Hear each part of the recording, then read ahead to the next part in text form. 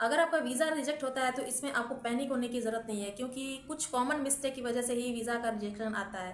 तो आज के इस वीडियो में बताऊंगी कौन सा ऐसा रीज़न है जिसकी वजह से आपका वीज़ा जो है रिजेक्ट होता है, कुछ कॉमन मिस्टेक्स जो होते हैं। तो सबसे पहले आप सभी का वेलकम है आज के इस वीडियो में। उम्मीद करती हूँ कि आप सब अच्छे होंगे और अपना ख्याल रखिएगा। इस वीडियो में मैं आपको रिजेक्शन का रीज़न भी बताऊंगी और उसको अपील कैसे करना है, उसका प्रोसेस क्या है, ये भी मैं बताऊंगी। तो फुल वीडियो वॉच करेंगे तो आपको समझ में आएगा। तो फर्स्ट मिस्टेक ये होती है कि अगर आपका डॉक्यूमेंट्स इनकम्प्लीट या इनकरेक्ट है, लाइक आपका कोई पेपर मिसिंग है या फिर फॉर्म में कोई मिस्टेक है, तो इस वजह से भी रिजेक्शन जो होता है आपको रीज़न मिलता है रिजेक्शन का।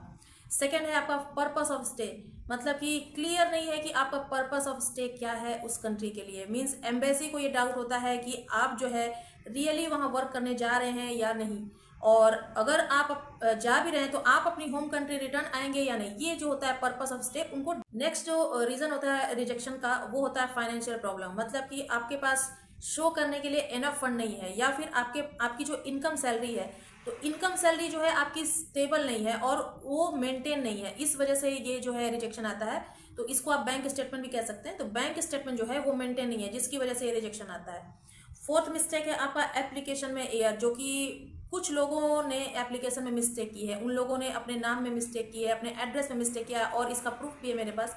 इंस्टाग्राम पे कुछ लोगों ने कमेंट किया कि मैम मैंने एप्लीकेशन फॉर्म में अपना एड्रेस या फिर अपना सरनेम जो है वो गलत फिल कर दिया है, तो अब क्या कर सकते हैं। तो एप्लीकेशन में एरर होगा तो आपको रिजेक्शन ऑलरेडी आ जाएगा, क्योंकि आपके पासपोर्ट में जो डिटेल्स है उस पासपोर्ट के डिटेल्स को अगर आप एप्लीकेशन फॉर्म में फिल नहीं करेंगे तो उनके सिस्टम पे जो है एरर दिखाएगा, जिस वजह से वो रिजेक्शन आता है। और उनको प्रूफ भी नहीं होता है कि ये जो बंदा है ये जेन्युइन नहीं है। एप्लीकेशन एरर में ये हो सकता है आपने डेट गलत फिल की है, या फिर अपना नेम गलत फिल किया है, आप कंपनी की डिटेल्स आपने गलत फिल की है, या फिर कुछ लोग एजेंट से एप्लीकेशन फिल करवाते हैं तो एजेंट ने उस एप्लीकेशन फॉर्म में मिस्टेक कर दी है, तो इस वजह से एप्लीकेशन एरर होता है, जिसकी वजह से रिजेक्शन आ जाते हैं। नेक्स्ट है आपका जो मिस्टेक्स हो जाती है वो होता है इनवैलिड वर्क परमिट। मैंने कितनी बार आपको बताया कि जब भी आपके पास वर्क परमिट आता है तो आपके वर्क परमिट को प्रॉपर तरीके से चेक करना है कि वो जेन्युइन है या नहीं, क्योंकि एम्प्लॉयर के डॉक्यूमेंट्स में अगर प्रॉब्लम होगी तो आपको रिजेक्शन आएगा। लाइक कॉन्ट्रैक्ट क्लियर नहीं है, कंपनी जेन्युइन नहीं है, तो सिंपल वे में ये हो सकता है कि जॉब या कंपनी के पेपर जो है वो स्ट्रॉन्ग नहीं है। कंपनी का पेपर, फर्स्ट पेपर जो होता है जहां से फर्स्ट स्टेप आप शुरू करते हैं वो होता है वर्क परमिट। अगर वर्क परमिट जेन्युइन नहीं होगा तो वो आपका फर्स्ट लेवल पे ही आपका रिजेक्शन आ जाता है। रिजेक्शन का नेक्स्ट रीजन हो सकता है कि प्रीवियस वीजा वायलेशंस, मतलब कि आप कभी पहले सेंजन कंट्री में जा चुके हो या किसी भी कंट्री में जा चुके हो, अगर आपने वहां पर ओवर स्टे किया है तो आपने वहां पर वीजा रूल्स को ब्रेक कर दिया है, जो कि आपके पासपोर्ट पे स्टैंपिंग होती है, तो ये उसमें पता चल जाता है जब आप नेक्स्ट कंट्री के लिए एप्लीकेशन करते हैं, तो ये वॉयलेशन क्रिएट हो जाता है। तो सिंपली जो आपका पुराना वीज़ा जो आपका है रिकॉर्ड वो खराब हो जाता है, जिसकी वजह से आपका नेक्स्ट वीज़ा के लिए वो रिजेक्शन का रीज़न बनता है, और ये वॉयलेशन क्रिएट करता है कि इनका वीज़ा जो है ऑलरेडी इन्होंने किसी कंट्री में ओवर स्टे किया है, मतलब कि वीज़ा के रूल्स को ब्रेक किया है। जैसा कि मैंने बताया कि पर्पस ऑफ स्टे में उनको ये क्लियर नहीं होता है कि आप उस कंट्री में जा रहे हो और वापस लौट कर आओगे, तो ये जो रीज़न है ये क्रिएट करता है ओवर स्टे। नेक्स्ट जो है आपका मिस्टेक जो होता है रिजेक्शन में वो होता है इंटरव्यू आपका क्लियर नहीं हुआ है।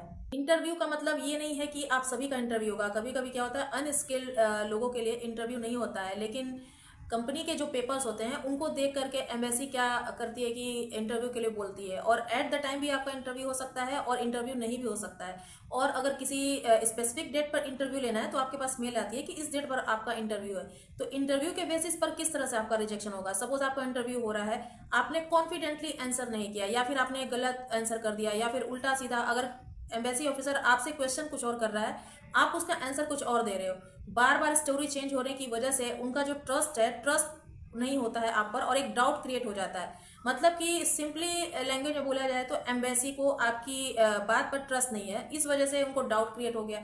डाउट क्रिएट होने की वजह से आपको रिजेक्शन मिल जाता है। तो ये होता है इंटरव्यू क्लियर नहीं होने की वजह से रिजेक्शन। नेक्स्ट जो रिजेक्शन आपको आ सकता है वो होता है टीएमआई की वजह से, मतलब कि ट्रैवल मेडिकल इंश्योरेंस की वजह से। इसका मतलब ये है कि आपने जो मेडिकल इंश्योरेंस लिया है वो वैलिड नहीं है, मतलब वैलिड कंपनी से नहीं लिया है, क्योंकि पोलैंड वर्क वीजा के लिए जहां से आपको इंश्योरेंस लेना है, मैंने अभी लास्ट की वीडियो में भी बताया कि आपको मेडिकल इंश्योरेंस कहाँ से लेना है। तो मेडिकल इंश्योरेंस अगर आप उस कंपनी से लेंगे जो कि पोलैंड के लिए एप्लीकेबल है तो रिजेक्शन नहीं आएगा। और अगर आपने उस कंपनी से ले भी लिया तो उसमें आपने कवरेज जो उसमें दिया है वो कवरेज कम कवरेज वाला आपने लिया है, तो कम कवरेज वाला अगर आप इंश्योरेंस लेते हैं तो भी आपका रिजेक्शन का रीजन बनता है। डेट्स मैच नहीं करती हैं, आपके आइटिनरी की जो डेट्स है वो भी मैच नहीं करती हैं। तो इस वजह से सिंपली आपके इंश्योरेंस जो है आपने गलत या इनकम्प्लीट किया है तो रिजेक्शन हो जाता है। नेक्स्ट रीजन हो सकता है आपके रिजेक्शन का सिक्योरिटी कंसर्न, मतलब कि एम्बेसी को सिक्योरिटी का रिस्क होता है। मीन्स आपके बैकग्राउंड जो वो लोग चेक करते हैं तो उसमें पुलिस का कोई इश्यूज मिलता है या फिर फेक डॉक्यूमेंट्स लगते हैं या फिर कोई सस्पिशियस एक्टिविटी उनको ऐसी दिख जाती है जिसकी वजह से उनको लगता है कि सिक्योरिटी रिस्क है इस बंदे के साथ। तो सिक्योरिटी कंसर्न जो होता है इस वजह से भी रिजेक्शन आता है। तो आप इसको पीसीसी भी बोल सकते हैं। तो पीसीसी इसीलिए आपके चेकलिस्ट में भी दिया गया है कि पीसीसी आपको लेना जरूरी है। बहुत से लोग कमेंट करते हैं कि मैम क्या पीसीसी लेना जरूरी है या फिर बैंक स्टेटमेंट लेना जरूरी है।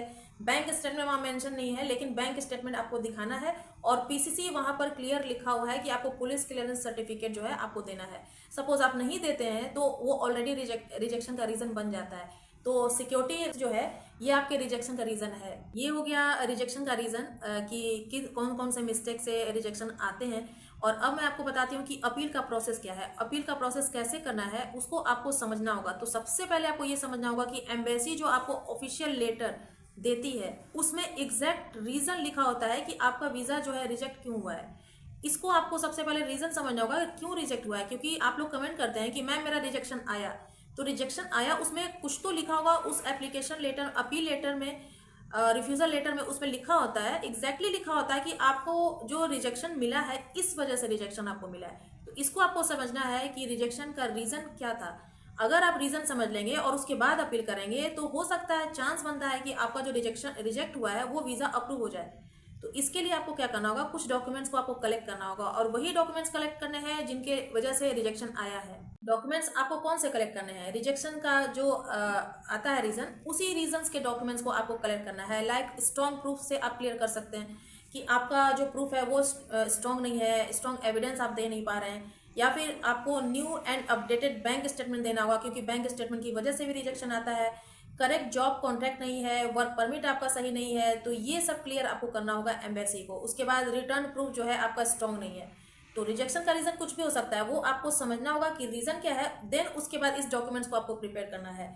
उसके बाद आपको क्या करना है, एक अपील लेटर आपको लिखना होगा। अपील लेटर लिखना होगा उसमें कि आप एम्बेसी या फिर पुलिस कॉन्सुलेट से ये आप रिक्वेस्ट कर रहे हैं कि आप जो है अपील लेटर में आपको एक्सप्लेन ये करना होगा कि रिजेक्शन गलत क्यों है। आप उनसे पूछ रहे हैं कि रिजेक्शन गलत क्यों है, और अगर गलत है तो रीजन के अकॉर्डिंग आप जो है न्यू डॉक्यूमेंट जो है उनका रेफरेंस आपको देना चाहिए। सिंपली आपको कॉन्सुलेट से ये रिक्वेस्ट करना होगा कि आपका जो वीजा डिसीजन है वो रीचेक किया जाए, और इसके साथ साथ आपको न्यू डॉक्यूमेंट का रेफरेंस भी देना होगा, जिसकी वजह से वो एम्बेसी जो है आपका वीजा का जो रिजेक्शन आया था उसको रीचेक कर सकती है। अब ये जो रिजेक्शन के लिए आप लोग अपील करते हैं तो अपील का टाइम जो होता है 14 डेज होता है। तो विद इन 14 डेज के अंदर अगर आप अपील करते हैं तो वो लोग चेक करते हैं। अगर 14 डेज के अंदर आपने अपील नहीं किया तो वो अपील जो है एक्सेप्ट नहीं होती है। तो appeal letter, refusal letter with new documents के साथ आपको 14 डेज के अंदर ये सारा काम करना है। जो भी आपको डॉक्यूमेंट्स प्रिपेयर करने हैं या फिर अपील लेटर लिखना है, ये 14 डेज के अंदर आपको एम्बेसी तक ये आपको रिक्वेस्ट देनी होती है। तो डिसीजन का आपने रिक्वेस्ट देने के बाद आपको डिसीजन का वेट करना है। आपको 14 डेज में अगर आपने दे दिया तो 14 डेज के अंदर या फिर नेक्स्ट 14 डेज या फिर 1 से 2 महीने के अंदर आपको डिसीजन आ जाता है।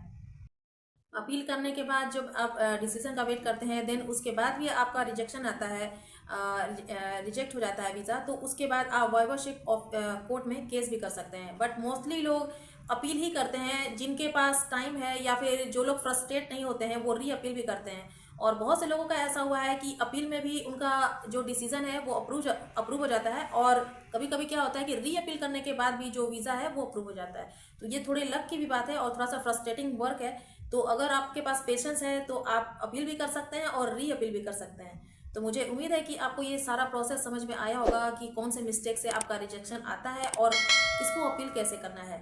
तो वीडियो अच्छी लगी तो प्लीज़ लाइक कीजिएगा, चैनल पर नहीं तो सब्सक्राइब कीजिएगा, और ज़्यादा से ज़्यादा वीडियो को शेयर इसलिए कीजिए कि जिनका भी रिजेक्शन आता है तो वो इस प्रोसेस को समझ सकें और इस मिस्टेक को समझ सकें कि किस वजह से रिजेक्शन नहीं आ सकता है। इस वीडियो से कोई भी डाउट हो या भी कोई भी कंप्लेन हो तो आप मुझे कमेंट सेक्शन में कमेंट कर सकते हैं। तो कुछ नए अपडेट के साथ मिलेंगे नेक्स्ट वीडियो में, तब तक के लिए बाय बाय।